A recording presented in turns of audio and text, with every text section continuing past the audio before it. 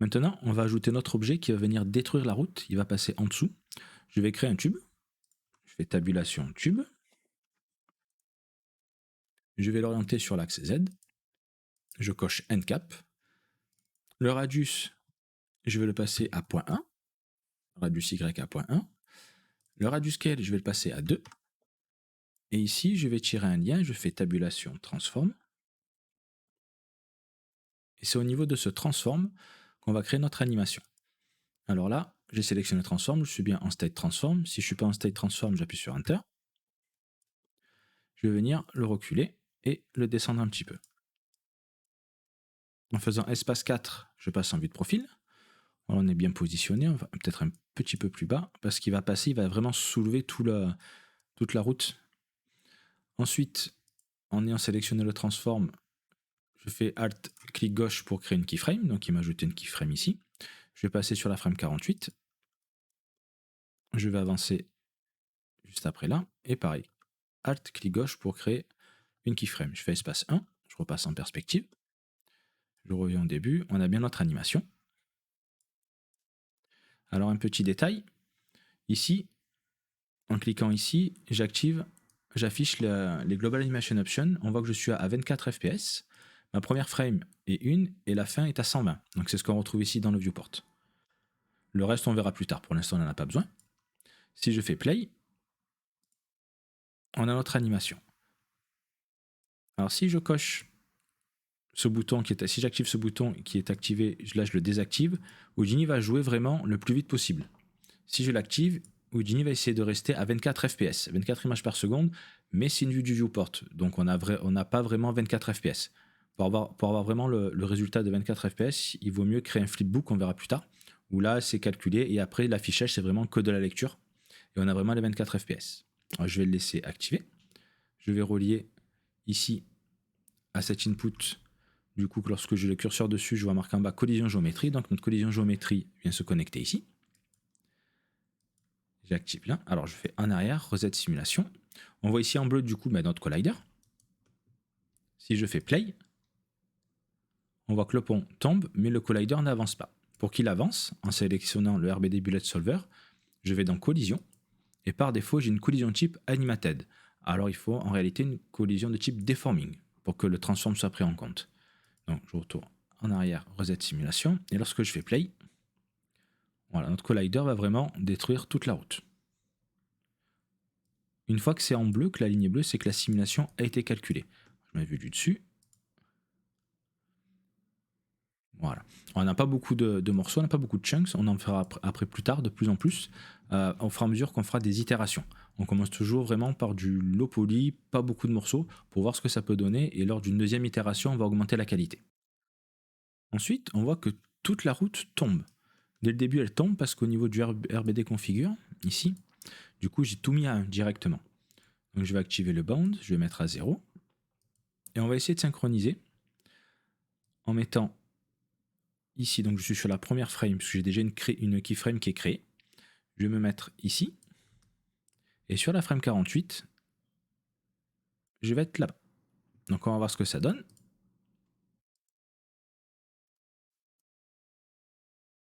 Voilà, et là, on voit la route qui se détruit au fur et à mesure que notre collider avance. Alors je vais mettre en template la box.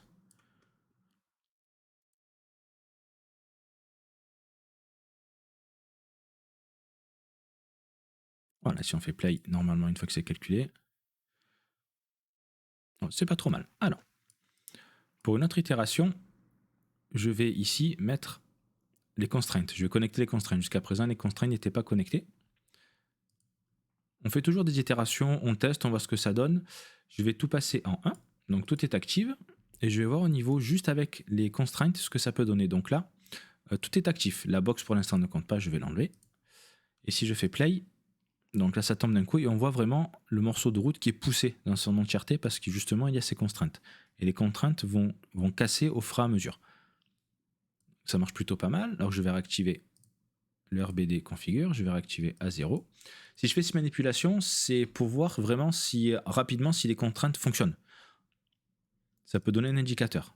Donc là, avec les contraintes, ici, là, On voit que ça fonctionne déjà moins. On a des pop. On a des pop, par exemple, sur le point. On va avoir tac, voilà. Là, on a un petit pop. Ça fonctionne moins bien avec les contraintes. Donc, il faut trouver un moyen. Pour justement pallier à ça, on va ajouter du coup au niveau de la box, on va la décaler. J'appuie sur Enter un petit peu plus. Je la sélectionne. Je suis dans le state box. On va la décaler déjà dès le début. On va la positionner ici pour qu'il y ait le premier morceau qui soit actif.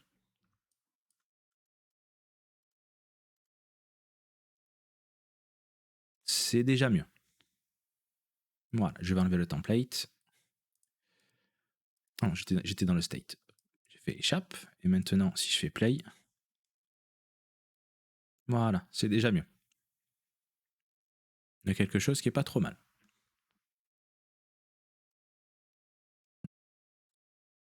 Je vais ensuite placer une grille. Je vais taper tabulation grid.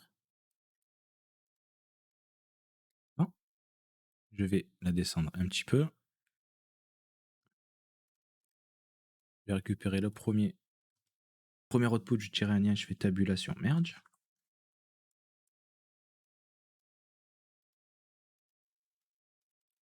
Là, on va monter la grille, la taille de la grille, je vais la passer à 100 et 100.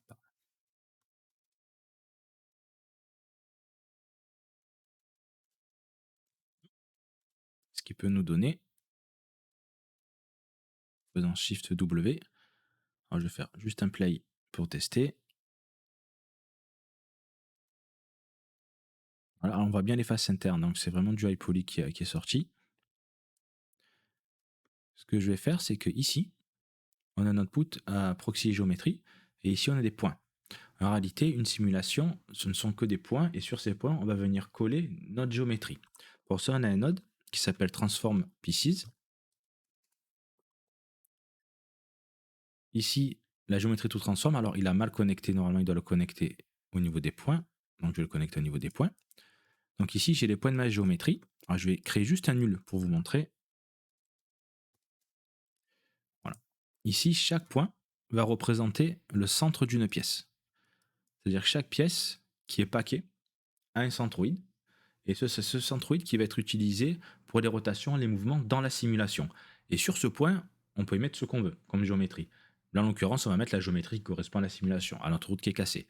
Et la géométrie qu'on va mettre, elle ne va pas être animée, c'est juste la géométrie fixe qui est fracturée.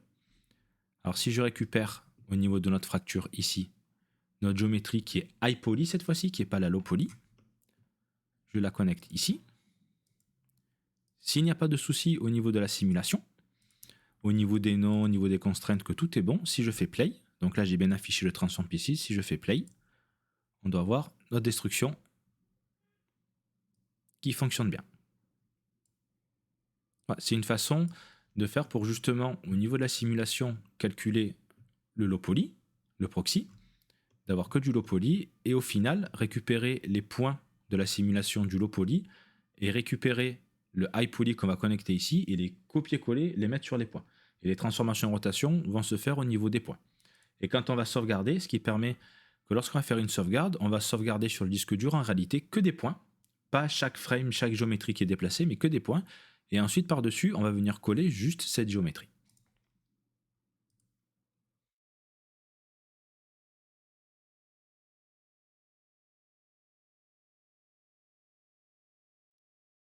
Pour terminer, je vais récupérer le merge ici en restant appuyé sur Y. Je vais couper le lien.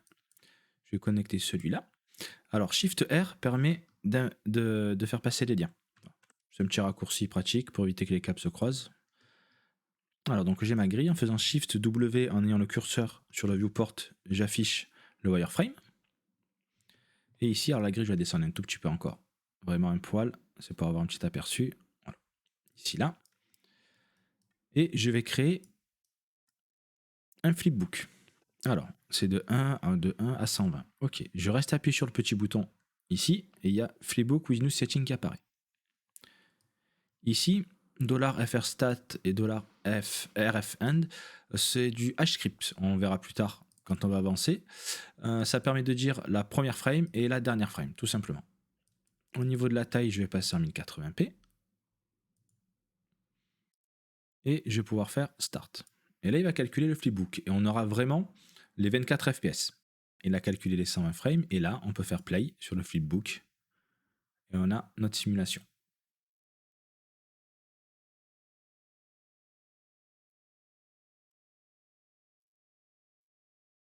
Et on peut la sauvegarder en faisant File, Save Preview, Export. Voilà, on a les différents formats d'export. Et dernière touche pour voir vraiment au niveau du flipbook les différences de matière. Je vais tirer un lien, je vais taper Color. Je vais sélectionner ici, j'ai mes fractures Inside et Outside, je vais sélectionner Inside. Je vais mettre un gris plutôt foncé. Et ici, vu que je suis sur les points, il me fait un dégradé, je vais passer sur les primitives. Alors, je drag and drop en restant appuyé sur Alt. Et ici, je vais supprimer Inside au niveau des groupes. Et je vais sélectionner Outside. Et je vais mettre une couleur un peu plus claire. Celle-ci. Et maintenant, lorsque l'animation va jouer, à l'intérieur, je vais avoir vraiment les faces foncées. Qui vont être beaucoup plus foncées. Allez, Shift W, voilà. On va avoir notre animation.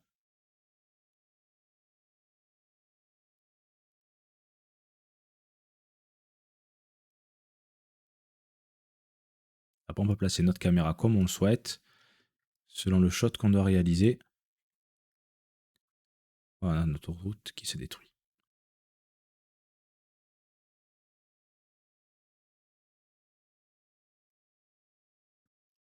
Et c'est la vraie fin de la vraie fin, promis, avant la conclusion.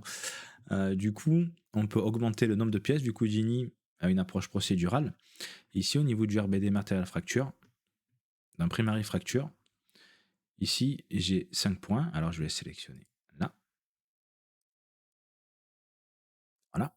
Ici, j'ai 5 points. Si j'en mets 20, par exemple, il va recalculer la fracture. Il va calculer à nouveau la fracture. Je fais Shift W pour afficher. Voilà, on voit vraiment qu'il y a beaucoup plus de pièces. Et si je retourne donc du coup dans ma simulation, il va recalculer la simulation. Je vais me mettre directement tout en bas. Si on veut faire les choses mieux, on fait tabulation nulle et on tape out. Et si je fais play, on va avoir beaucoup plus de pièces. La simulation va prendre plus de temps aussi, c'est normal. Et on voit ici vraiment les morceaux qui restent accrochés ensemble grâce justement à la glue constraint. Le ground est la grille en dessous est un peu haute.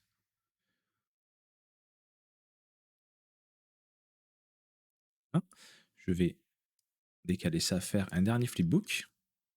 On va se mettre à cette distance-là. Alors, je clique juste une fois parce que j'ai déjà configuré tout à l'heure en restant appuyé sur les paramètres que je voulais pour le flipbook. Après, il suffit juste de rappuyer une fois dessus sans rester appuyé et il enclenche automatiquement les réglages qu'on avait fait. Le calcul a terminé, donc ça nous donne à 24 fps cette simulation. Et on voit ici, grâce au glue constraint, vraiment il y a des morceaux qui restent entiers et qui vont se recasser lorsqu'ils vont taper assez fort une autre partie. Comme par exemple, on peut voir ici, quand il va taper, tac, ça va se détacher à nouveau. On le voit sur ce fragment-là, où en fait, quand il tape, là, il est attaché. C'est vraiment cette pièce ici. Et quand il va taper assez fort pour casser la contrainte, tac, voilà, ça a cassé.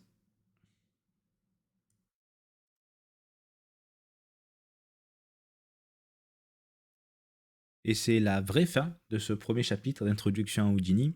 Alors j'ai pris beaucoup de raccourcis, j'ai essayé de simplifier au maximum, c'est vraiment une première approche.